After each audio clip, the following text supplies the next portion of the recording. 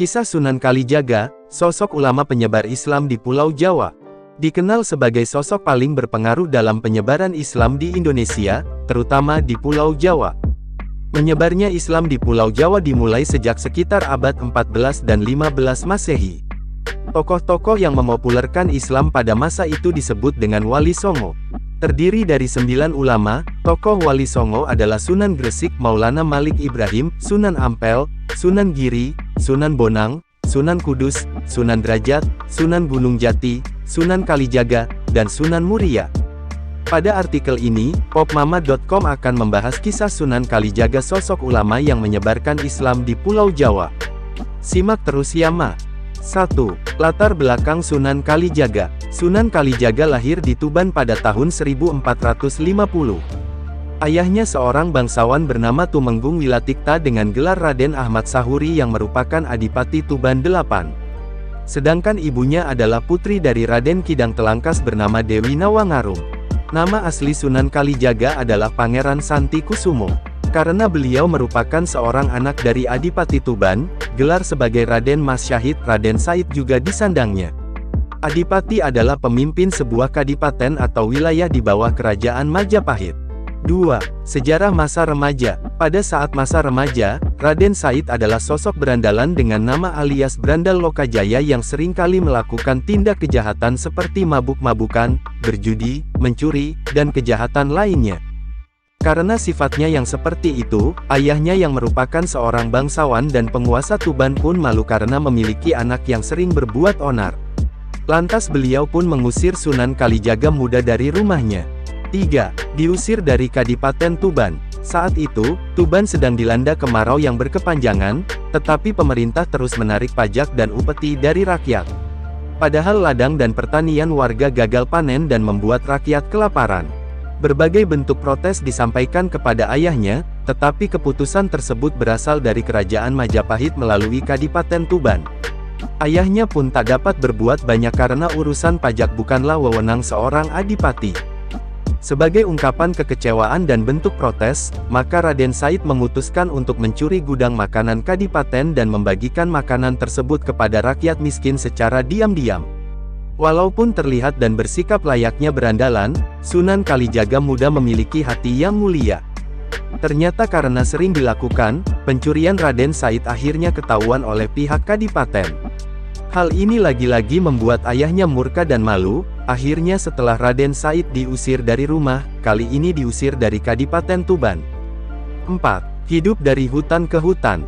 Setelah Raden Said diusir dari Kadipaten Tuban oleh ayahnya, ia pun hidup di hutan. Kegiatan yang dilakukannya pun masih sama, yaitu merampok para pejabat dan bangsawan. Hasil rampokan dari harta para pejabat dan bangsawan tersebut, tetap digunakan untuk kebutuhan rakyat kecil. Sunan Kalijaga memberikan harta rampasan tersebut kepada rakyat, untuk dibelikan makanan dan bertahan hidup di masa sulit. Pada masa inilah identitas samaran Raden Said sebagai Brandal Lokajaya populer karena sering membantu rakyat kecil dari hasil rampasannya. 5. Pertemuan dengan Sunan Bonang. Suatu hari di hutan, Brandal Lokajaya melihat lelaki tua menggunakan tongkat yang gagangnya berkilau layaknya emas. Kemudian tersiratlah keinginannya untuk memiliki tongkat tersebut. Bergegaslah dia untuk mengejar pria tua tersebut untuk merampas tongkatnya hingga membuatnya kaget dan jatuh tersungkur. Tongkat yang sudah dirampas tersebut ternyata bukanlah emas, lantas Raden Said mengembalikan tongkat tersebut. Saat berusaha bangkit dari jatuhnya, Raden Said menemukan pria tua tersebut menangis. Raden Said menanyakan mengapa ia menangis. Lelaki tua itu menjawab karena tanpa sengaja telah mencabut rumput saat tersungkur. Kemudian terjadilah percakapan antara lelaki tua itu dengan Raden Said.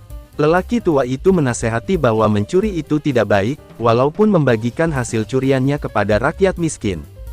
Melakukan kebaikan dari hasil kejahatan sama saja seperti mencuci dengan air kencing, ucap lelaki tua. Ternyata diketahui lelaki tua tersebut bernama Sunan Bonang. Lantas Sunan Bonang menunjuk ke arah pohon aren. Raden Said melihat buah pohon tersebut merupakan emas. Ia berusaha mengambil buah tersebut, tetapi jatuh kemudian pingsan. Saat Raden Said sadar, lelaki tua itu sudah tidak ada. Dan buah aren emas tersebut adalah buah biasa setelah diperiksa kembali. Tak ada yang istimewa. Raden Said tahu bahwa beliau bukanlah orang biasa, dan memiliki keinginan untuk berguru dengannya. Ia mencari-cari lelaki tua itu di sekitar, tetapi tak berhasil menemukannya. Selang waktu yang cukup lama, Raden Said menemukan lelaki tua itu kembali yang sedang menyeberangi sungai. Ia memanggil dan menyampaikan niatnya untuk berguru. Lelaki tua tersebut menjawab lalu memerintahkan Raden Said untuk menunggu di tepi sungai dan menitipkan tongkatnya. "Jangan pergi kemanapun sebelum saya kembali," ucapnya. Perintah Sunan Bonang pun dituruti oleh Raden Said. Raden Said pun bertapa di pinggir sungai dan menanti dengan sabar. Setiap ada orang lewat, Raden Said kerap dijuluki sebagai penjaga kali. Setelah 3 tahun akhirnya Sunan Bonang kembali, dan menemukan tubuh Raden Said sudah tertutup semak belukar serta dedaunan. Ia membersihkan tubuh Raden Said dari belukar dan dedaunan yang menutupinya. Lantas membangunkan Raden Said dan menyuruhnya untuk bersuci dan mengatakan, "Sudah waktunya anak muda, sudah waktunya kamu mempelajari ilmu sejatinya hidup ini, bersihkan tubuhmu dan jauhkan dari sifat iri dan dengki." Sejak itulah Raden Said berguru kepada Sunan Bonang, dan sejak itu pula Raden Said resmi menjadi salah satu wali dengan nama Sunan Kalijaga. 6. Media dakwah. Selama berguru kepada Sunan Bonang, Sunan Kalijaga dapat lulus dalam banyak ujian. Beliau diajarkan ilmu syariat, hakikat dan thariqah yang dapat menyelamatkan manusia dunia dan akhirat. Modal itulah yang beliau gunakan pada dakwah-dakwahnya. Metode dakwah yang dipilihnya pun melalui cara yang unik dan sedikit berbeda. Sunan Kalijaga melakukan pendekatan pada aspek seni dan budaya, seperti gamelan dan wayang, yang sedang digandrungi masyarakat pada masa itu. Gamelan dan wayang digunakan untuk mengundang masyarakat agar datang menuju masjid. Tradisi lainnya adalah grebek dan sekaten. Ide ini datang saat beliau mencoba mengajak masyarakat untuk datang ke masjid. Grebek dan sekaten menarik perhatian warga yang pada saat itu berbarengan dengan Maulid Nabi Muhammad. Sunan Kalijaga juga mengajak masyarakat untuk menghiasi kompleks masjid. Awalnya masyarakat sungkan untuk bergabung, tetapi perlahan mereka berdatangan untuk melewati gapura dan dipandu untuk mengucapkan 2 kalimat syahadat. 7. Peninggalan Sunan Kalijaga. Berkembangnya Islam di tanah Jawa dan Nusantara pada abad 15 ini, berbarengan dengan mulai runtuhnya kerajaan Majapahit yang menganut kepercayaan Hindu. Pada masa tersebut terjadi Perang Paregrek yang membawa kerajaan Majapahit menuju kehancuran. Semasa hidupnya, Sunan Kalijaga meninggalkan beberapa hasil karya seni yang secara turun-temurun dapat dinikmati hingga saat ini, diantaranya adalah tokoh wayang kulit Punokawan, yang terdiri dari Semar, Gareng, Petruk dan Bagong. Masjid Kadilangu di Desa Kadilangu, Kabupaten Demak, Jawa Tengah. Sunan Kalijaga menikah dengan Dewi Saroh binti Maulana Ishak dan memiliki 3 anak bernama Raden Umar Said, Sunan Muria, Dewi Rakayuh dan Dewi Sofiah. Sunan Kalijaga wafat pada tahun 1513 di Desa Kadilangu, dekat kota Demak dan dimakamkan di desa yang sama.